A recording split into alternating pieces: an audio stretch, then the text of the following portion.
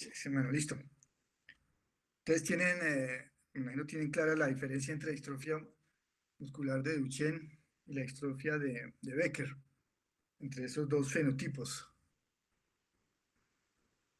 Realmente entre los 3 y los 17 años dice que es una forma intermedia, y si camina a los 17 años, un niño con una confirmación genética de distrofinopatía, dice que es una distrofia muscular de Becker.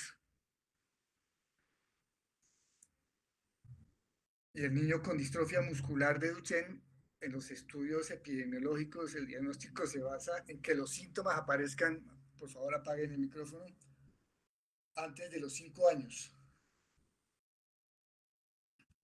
Digamos que es una definición operativa. A veces no es tan fácil saber cuándo empezó la enfermedad. Este es un niño que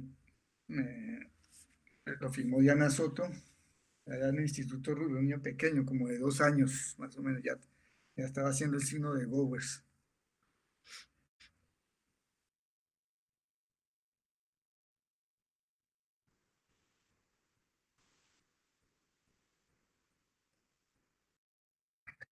Ahí no hay duda de que hay un signo de Gowers positivo. Por el contrario, un niño pequeño con 5 años, 6 años, 7 años, fíjese que este niño no tiene el signo de Gowers. Uno diría que es una distrofia muscular de Becker.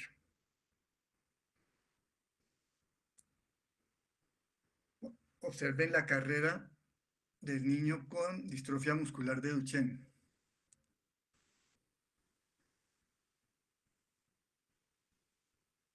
Ahí tiene periodo de dobles aportes, o sea, es como si realmente estuviera caminando rápido. Un niño de 8 años más o menos, con diagnóstico confirmado de distrofia muscular de Duchenne. Observen bien la carrera, eso es importante.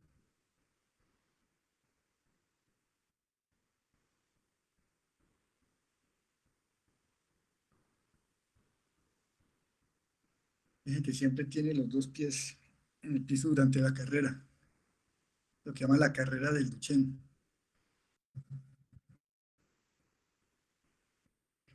Miren el niño que lograba levantarse del piso en Gowers, está en cámara lenta, miren que tiene un buen pique. No dirías, tiene 8 años, una distrofia muscular de Becker.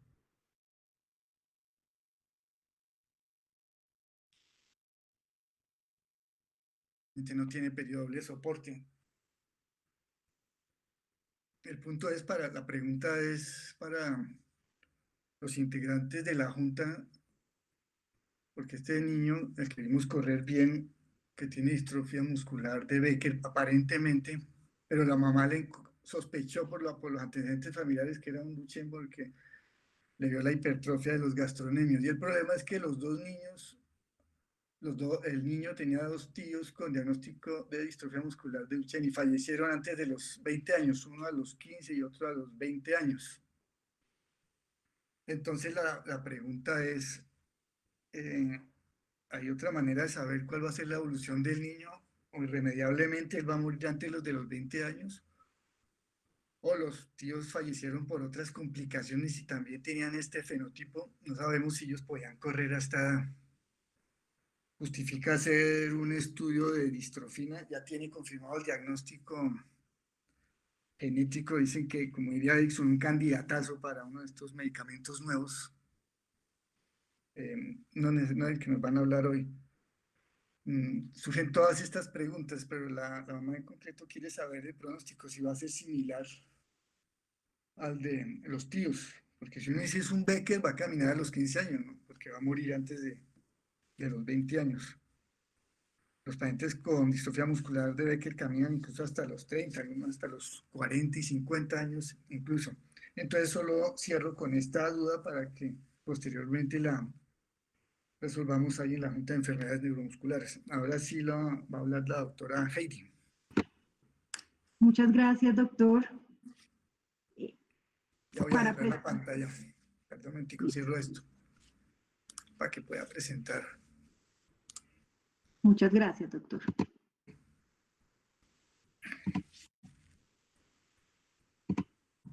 ¿Ya están viendo mi pantalla? Sí, pero también está la presentación. Espérenme entonces a ver qué fue lo que hice. Ah, ya. ¿Ahora sí? Sí, Bueno, entonces yo les voy a hablar muy brevemente sobre los últimos datos que hay publicados sobre distrofia muscular de Duchenne. Mi conflicto de interés, pues soy la directora médica de PTC Therapeutics. Cuando hablamos de distrofias musculares, pues ustedes saben muy bien que realmente hay diferentes tipos de distrofia muscular, hay más de 50 tipos descritos de distrofias musculares, pero dentro de todas estas distrofias, las más frecuentes son las distrofinopatías y por eso es de las que hablamos más frecuentemente. Dentro de la distrofinopatía, tal vez la más frecuente es la distrofia muscular de Duchenne, que afecta a uno de cada 3.300 varones.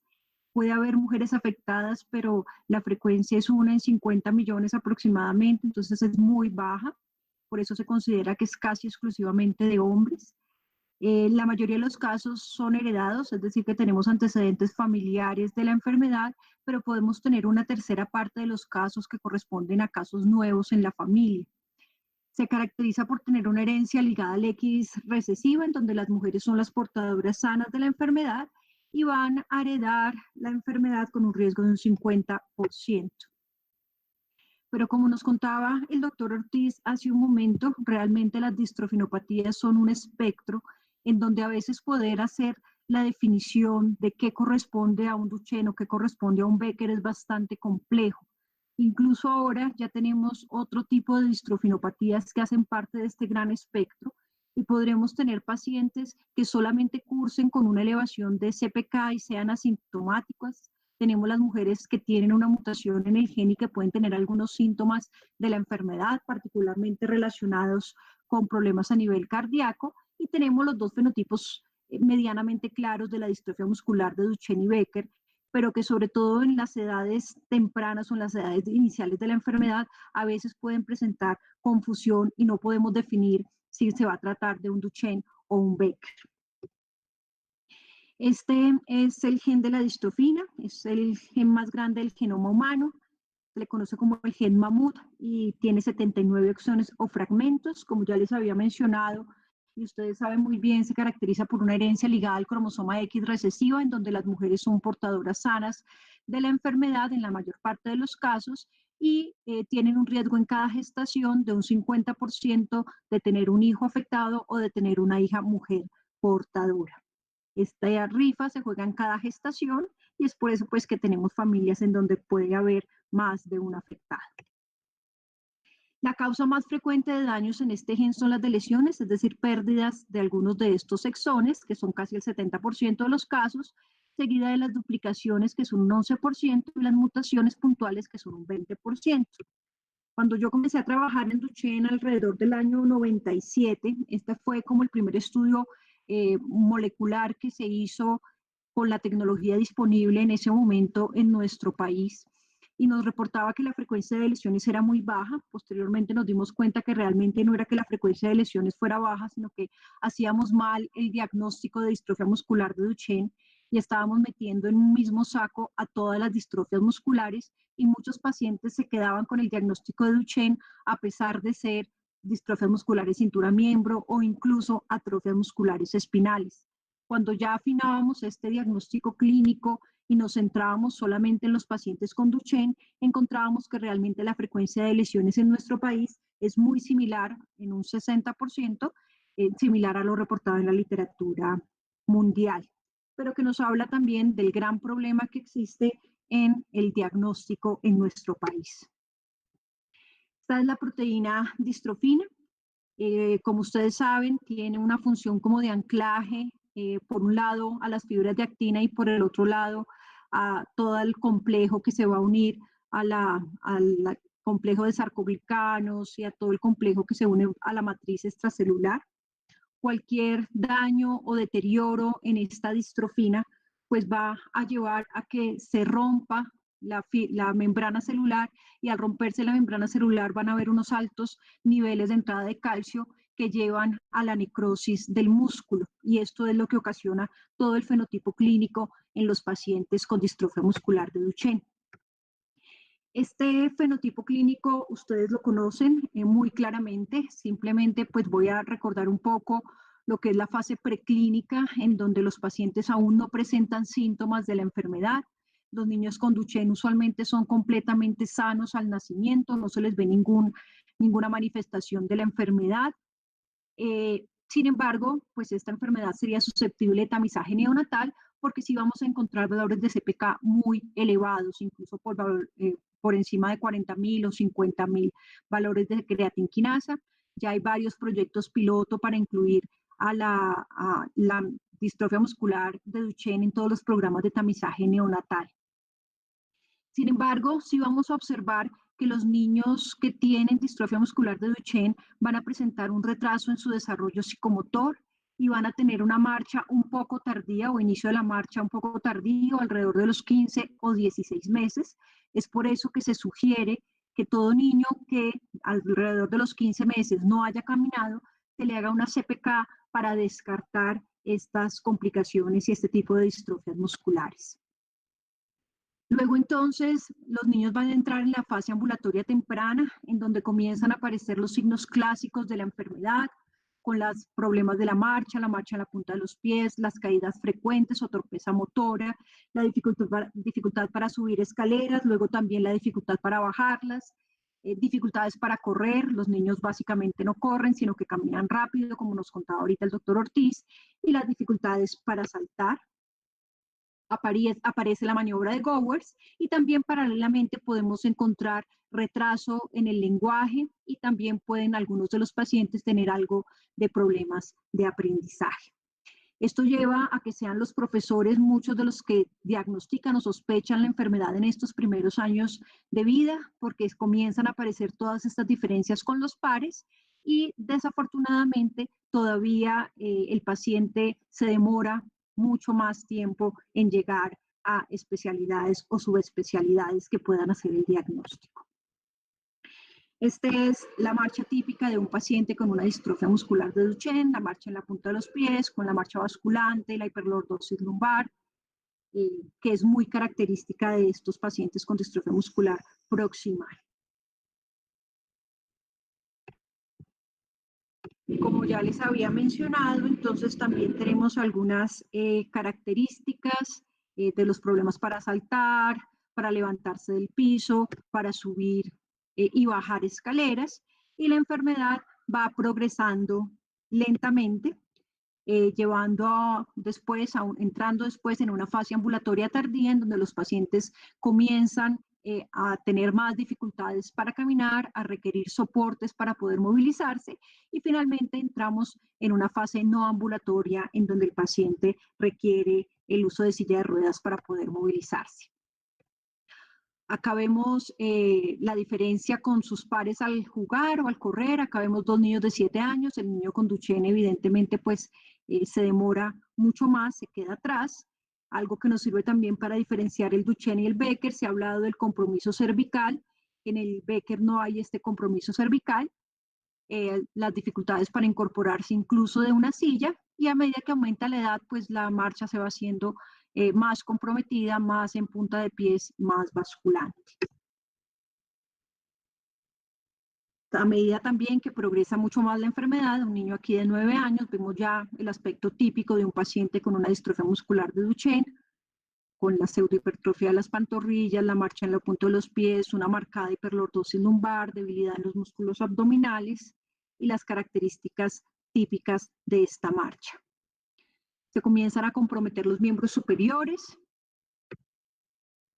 y pues esto ha permitido establecer recientemente unas fases, sobre todo relacionadas con la prueba de la marcha en los 6 minutos, y que han permitido catalogar a los pacientes ambulantes en 3 estadios. Una fase estable, que es cuando los pacientes caminan más de 400 metros. Los pacientes pueden mantenerse en esa fase estable durante largos periodos de tiempo, pero inmediatamente atraviesan este umbral entre los 400 y los 300 metros, ya entran en una fase de transición, en donde en un periodo de meses ya van a entrar en la fase de deterioro acelerado, en la cual van a perder la marcha en un periodo de pocos meses o incluso pocas semanas. Entonces es muy importante poder establecer en qué fase está nuestro paciente, porque para poder medir objetivos terapéuticos tenemos que saber en qué periodo o en qué fase está para así poder determinar qué estamos esperando en nuestro paciente. No es lo mismo un paciente que está en la fase estable, que puede durar caminando durante varios años, a un paciente que ya está en la fase de deterioro acelerado y que ya está en ese periodo de pérdida de la marcha. Luego entonces de que se pierde la deambulación, comienzan a aparecer las contracturas, comienza a aparecer las deformidades en los pies, todo pues esto secundario o aumentado por la inmovilidad en su silla de ruedas, comienza a ser mayor el compromiso en los miembros superiores, comienzan a perder la función boca-mano y a verse más comprometida la fuerza en sus miembros superiores hasta que finalmente se afecta también a nivel distal. Y entran en la fase no ambulatoria tardía, en donde ya comienza a comprometerse la parte respiratoria, comienza a disminuir su capacidad vital y los pacientes finalmente entran en falla respiratoria o cardíaca entre la segunda y la tercera década de la vida. Esta sería como el trajinar o la vida, o la historia natural de un paciente con una distrofia muscular de Duchenne. Los síntomas aparecen en los primeros años de vida con el retraso en el desarrollo, son más evidentes alrededor de los 5 años, con todas las alteraciones en la marcha, los problemas para subir y bajar las escaleras. Alrededor de los 10 años tenemos la pérdida de la deambulación, alrededor de los 15, pues ya todos los pacientes están, la mayoría de los pacientes con Duchenne están en silla de ruedas y luego ya se comprometen los miembros superiores y requieren soporte ventilatorio.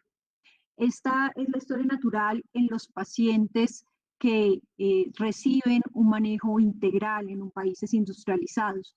Desafortunadamente, en nuestro país todavía no alcanzamos a tener en pacientes con Duchenne sobrevidas de alrededor de los 30 años. En nuestro medio, todavía los pacientes se están quedando alrededor de los 20 años o están falleciendo alrededor de esta edad. Para poder hacer el diagnóstico, pues es muy fácil realmente, simplemente teniendo una clínica sugestiva con cualquiera de los signos que ya ustedes conocen muy bien, se debe medir la CPK. Normalmente los valores de CPK en los pacientes con Duchenne van a estar muy, muy elevados, entre 50 y 100 veces los valores de referencia.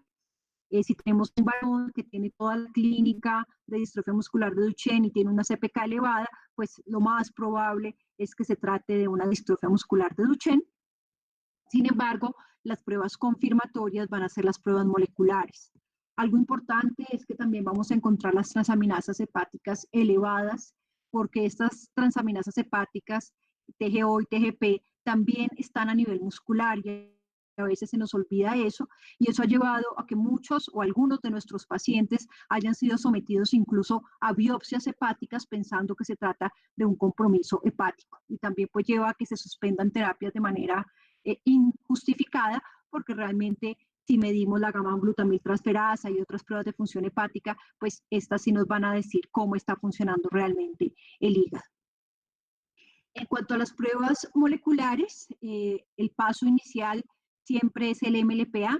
Recuerden que la mutación más frecuente en la distrofia muscular de Duchenne son las de lesiones seguidas de las duplicaciones, y estas son ambas detectadas por la prueba de MLPA. Y luego, si el paciente es negativo para estas de lesiones y duplicaciones, el siguiente paso es la secuenciación del gen completo, que debido a que es tan grande, ahorita se hace por medio de secuenciación de última generación o NGS. Si tuviéramos un paciente que tiene toda la clínica de Duchenne y que le salen negativos estas dos pruebas, pues hay varias opciones. Se recomienda pues ya hacer el análisis de distrofina en el tejido muscular, o se puede pasar a otros paneles de otras distrofias musculares que pueden tener un fenotipo similar a la distrofia muscular de Duchenne. Estas son las recomendaciones que existen en este momento a nivel mundial para hacer el diagnóstico de Duchenne. Antes pasábamos directamente a hacer la biopsia, a hacer las pruebas de inmunohistoquímica y después se hacían las pruebas moleculares. Esto debido ya al fácil acceso que tenemos a todas las pruebas genéticas, pues es mucho más fácil y menos invasivo hacer las pruebas genéticas de manera inicial y no someter al paciente a pruebas como biopsias musculares. Desafortunadamente, en nuestro medio continúa haciéndose el diagnóstico de una manera muy tardía. Con el registro de distrofias musculares que hicimos o que terminamos en el año 2016, se logró determinar que la edad de diagnóstico en Colombia era de 9.45 años, pero sí se estaban viendo el retraso en la marcha, el retraso en el lenguaje, pues en la mayoría de los pacientes. Y debido pues a las campañas de educación que hemos realizado en los últimos años, pensamos que de pronto esta edad de diagnóstico hubiera mejorado, pero los últimos análisis que hemos hecho de los pacientes de la edad de diagnóstico en los últimos 2 años continúa siendo de 9.5 años, es decir, que a pesar de las continuas labores de educación, todavía no logramos mejorar la edad de diagnóstico. Si nos comparamos con otros países de Latinoamérica, en México se hace el diagnóstico a los 5 años, en Chile a los 5 años y medio, en Estados Unidos a los 5 años y medio, en Brasil a los 7 años y medio. Es decir, que ni siquiera comparándonos con otros países de Latinoamérica estamos bien en cuanto a edad de diagnóstico. Y esto pues puede ser uno de los factores que influyan en la historia natural de la enfermedad en los pacientes de nuestro país. Es muy importante poder confirmar el diagnóstico en nuestro paciente, tener en todas las pruebas moleculares, porque primero nos puede servir para el pronóstico. Hay una correlación genotipo-fenotipo que es cercana a un 85%, es decir, que si yo tengo la mutación, puedo saber con un 85% de certeza cuál va a ser el fenotipo. También pues hay algunas mutaciones que tienen un curso más severo que otras. Tenemos unos tratamientos mutación específico que son lo que hay de un nuevo en el mundo y que debemos conocer la mutación específica que tenga nuestro paciente para poderlos implementar. Y adicionalmente, porque pues si confirmamos que se trata de una distrofia muscular de Duchenne, los riesgos de recurrencia van a ser diferentes a si se trata de otro tipo de distrofia muscular. Entonces es muy importante que nosotros le coloquemos el nombre y el apellido a todas las distrofias musculares que tengamos, que los tengamos confirmados molecularmente, porque a veces tenemos distrofias musculares que pueden ser muy similares a la distrofia muscular de Duchenne y que ya cuando hacemos los estudios moleculares nos damos cuenta que no eran realmente un Duchenne. El tratamiento, pues hay diferentes guías publicadas. La última guía es la publicada en el año 2018 para el diagnóstico, el manejo multidisciplinario de la distrofia muscular de Duchenne. En las últimas guías hacen mucho énfasis en el manejo con corticoides y en el manejo con rehabilitación. Tal vez es uno de los principales cambios que hay con respecto a la guía previa del año 2010. Básicamente, en la primera guía, el objetivo era prolongar la sobrevida. En la guía que había del año 2010, el objetivo era prolongar la sobrevida de los pacientes con Duchenne. En este momento, en la guía publicada en 2018, el objetivo es optimizar la calidad de vida, la función, la independencia y la transición a la vida adulta de los pacientes. Y también hacen mucho énfasis en la importancia del especialista en neuromuscular como el médico líder que debe tomar la responsabilidad del seguimiento multidisciplinario. Y es ahí donde el fisiatra tiene un rol crítico, porque sobre todo los que tienen algo de entrenamiento en enfermedades neuromusculares son los que pueden asumir este rol de líderes del equipo de neuromusculares, de coordinar todo el equipo multidisciplinario que va a manejar el paciente. Nos damos cuenta que el paciente a veces es atendido como por partes y que no se mira de manera integral, que el cardiólogo le mira solo la parte del corazón, el fisiatra le mira solo la parte de rehabilitación y no se fijan en las otras áreas. Entonces es muy importante que el fisiatra tome ese liderazgo de poder ser el integrador de todo el equipo multidisciplinario, como les mostraba en esta gráfica, y que se encargue de revisar que el paciente esté realmente recibiendo todo el manejo que debe recibirse.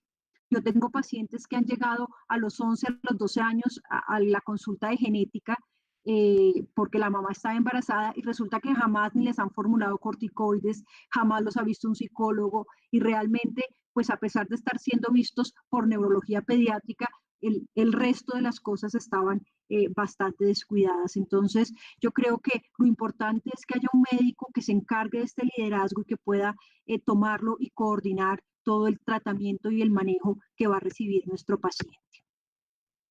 El tratamiento con los corticoides es otro de los pilares fundamentales. Han habido muchos cambios en los últimos años sobre este manejo y las últimas guías recomiendan que se debe administrar a todos los pacientes, tanto a los que caminan como ya a los que han perdido la deambulación. Los objetivos pues, son preservar la movilidad, retardar la pérdida de la marcha, reducir las complicaciones respiratorias, cardíacas y ortopédicas. Se ha visto pues una gran beneficio del uso de corticoides y con la disminución de la escoliosis y de otras complicaciones a nivel osteomuscular.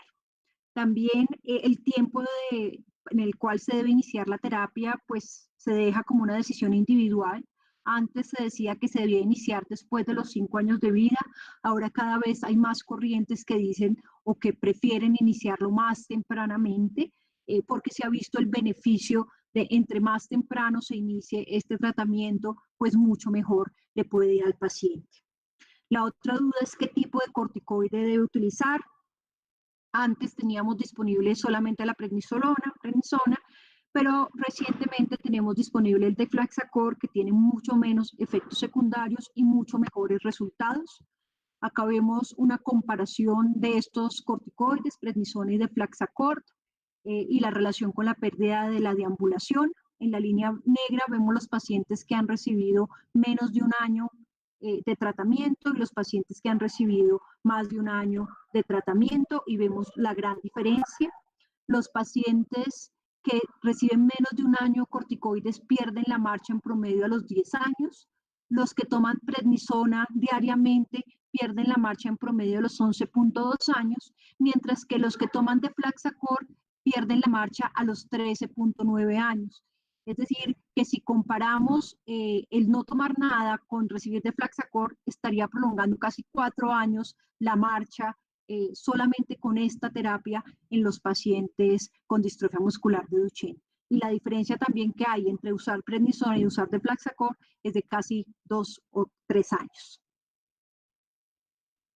También hay una gran diferencia entre el uso de Deflaxacort y el uso de los otros corticoides en otras actividades.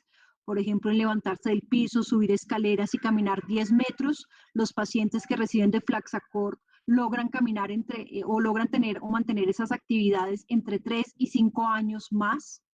Y adicionalmente tienen una mejor función pulmonar con una mayor capacidad vital forzada comparado con los que solamente reciben prednisona. Acá vemos una comparación de diferentes variables, las que les mencionaba, la capacidad de levantarse, de pasarse de sentado a parado, el no estar, la capacidad vital forzada. Y si ustedes ven, en la mayoría se observa un valor estadísticamente significativo o una diferencia estadísticamente significativa entre los pacientes que reciben solamente Deflaxacort o Deflaxacort comparado con la prednisona. En otras de las características importantes, la aparición de la escoliosis y la pérdida de la deambulación son otros factores que se ha visto que hay diferencias si el paciente toma Deflaxacort o si toma otro corticoide. Entonces, evidentemente, pues es mucho mejor darle al paciente Deflaxacort a darle solo prednisona. Entonces, es también fundamental que logremos hacer el cambio de todos nuestros pacientes que están recibiendo prednisona, lograrlos cambiar al Deflaxacort. Tiene mucho menos efectos secundarios y se ha visto que en general la respuesta de los pacientes es muchísimo mejor si están recibiendo Deflaxacort.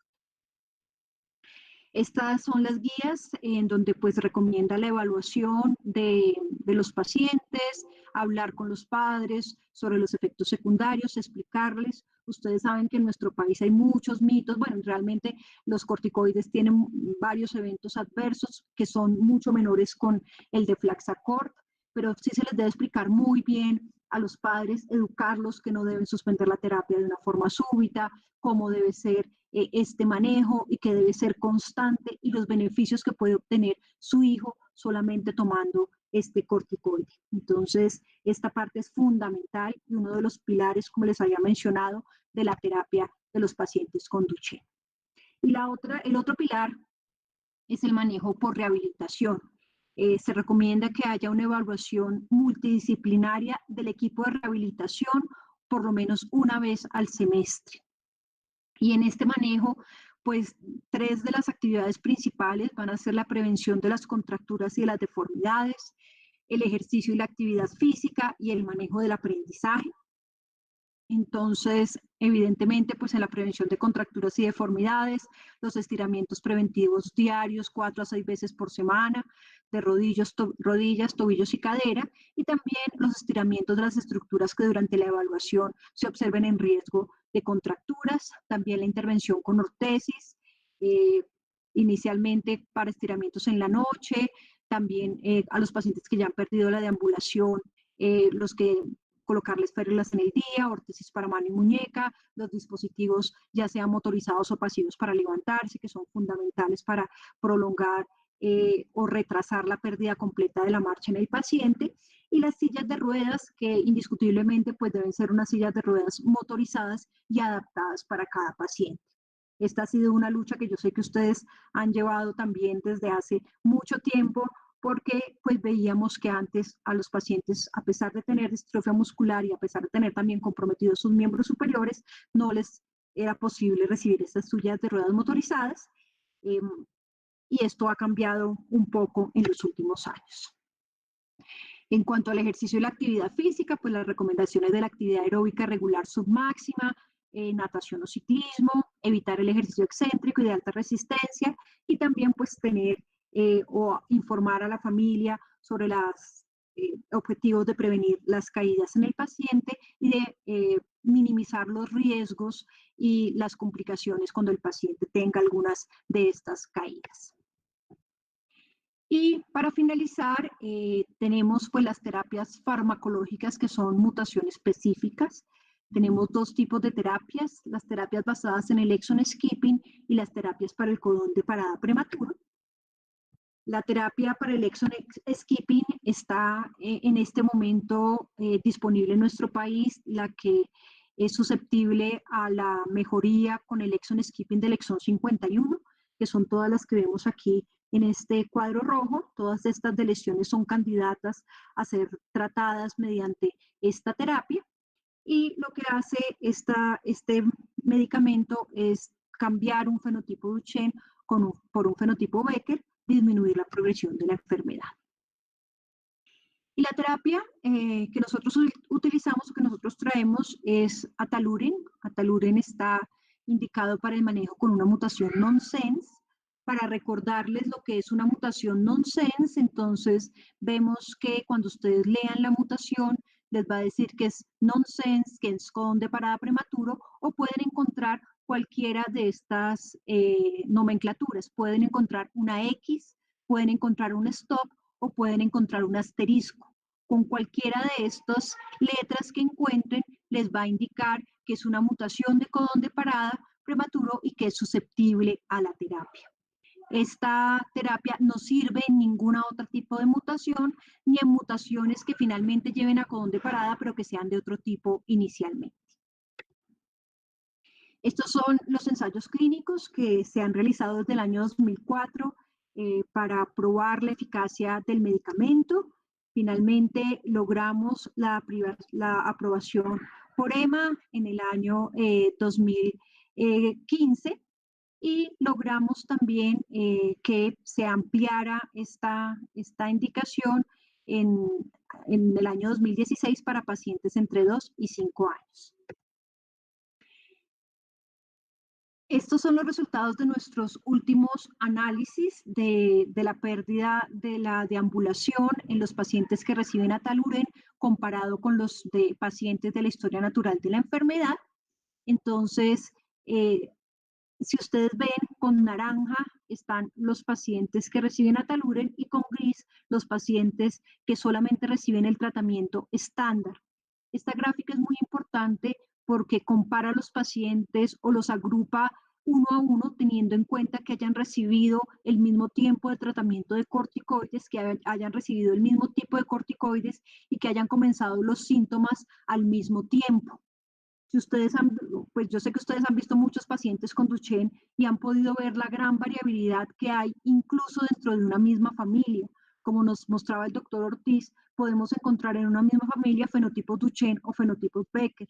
Entonces, no podemos meter a todos los pacientes con Duchenne dentro de un mismo saco y es importante poder definir cuáles son las variables más importantes que nos van a definir el pronóstico del paciente. Y esas se han visto que son básicamente la edad a la cual inician los síntomas y el tiempo y el tipo de corticoide que están usando. Cuando realizamos la corrección de estas tres variables, encontramos que el promedio de la pérdida de la marcha en los pacientes con el tratamiento estándar es de 11 años, mientras que los pacientes que reciben tratamiento con Ataluren pierden la marcha en promedio a los 14.5 años. Esto nos dice que estamos prolongando 3 años y medio la marcha en los pacientes. Y ustedes saben que la prolongación de la marcha es un hito importantísimo y que define otros hitos del paciente o de la progresión de la historia natural del paciente. Se relaciona con la edad en la que el paciente va a perder la función boca-mano y la edad en la que el paciente va a comenzar su disminución de la capacidad vital forzada. Entonces, al retrasar esta pérdida de esta capacidad de deambulación, también estamos retrasando todos estos otros hitos que vienen posteriormente. En otras actividades como levantarse del piso también se ve una gran diferencia. Los pacientes pierden esta capacidad en promedio, según la historia natural, a los 9.1 años, mientras que los que reciben la terapia la pierden a los 12 años, 4 años de diferencia. En subir 4 escaleras también se logra ver una diferencia. Los pacientes de la historia natural lo pierden a los 13.2 años. Nosotros todavía no hemos podido sacar esa mediana porque no se ha llegado a ese punto, pero ya estamos superando alrededor de los 15 años este promedio, entonces estarían prolongando más de 3 años en este momento esa capacidad de subir 4 escaleras. Necesitamos más tiempo para poder seguir a estos pacientes que apenas están disminuyendo o perdiendo esa habilidad y ya podríamos en unos años poder sacar esa mediana para ser más comparables los resultados, pero ya sabemos que se están prolongando más de 3 años. En cuanto a la parte pulmonar, hay como 3 partes o 3 momentos críticos en la función del paciente. Cuando baja la capacidad vital forzada a menos del 60%, porque el paciente va a requerir algún tipo de soporte, ya sea aparatos para asistir la tos, para mejorar su función pulmonar. Cuando baja del 50% va a requerir soporte ventilatorio nocturno y cuando ya está por debajo de 1 litro es un gran predictor de mortalidad dentro de los próximos 3 años. Se ha visto que si el paciente ya tiene la capacidad vital forzada menos de 1 litro, la posibilidad de que fallezca pues es 4 veces mayor a cuando la tenía por encima. Y aquí vemos la comparación. Entonces, en cuanto a los pacientes o la edad en la cual se pierde o se baja la capacidad vital por debajo del 60%, en la historia natural a los 15.6 años y en el estudio STRIDE 18.7, es decir, también 3 años o más de 3 años esta prolongación de la capacidad vital forzada. Y la mayor diferencia se ve en este punto, en la capacidad vital forzada menor del 50%. Vemos que en este momento ninguno de los pacientes que está recibiendo Ataluren en este estudio STRIDE ha bajado la capacidad vital forzada menos del 50%, ninguno de estos 22, mientras que de los pacientes de la historia natural que tienen la misma edad, ya el 54% de los pacientes ha atravesado este umbral.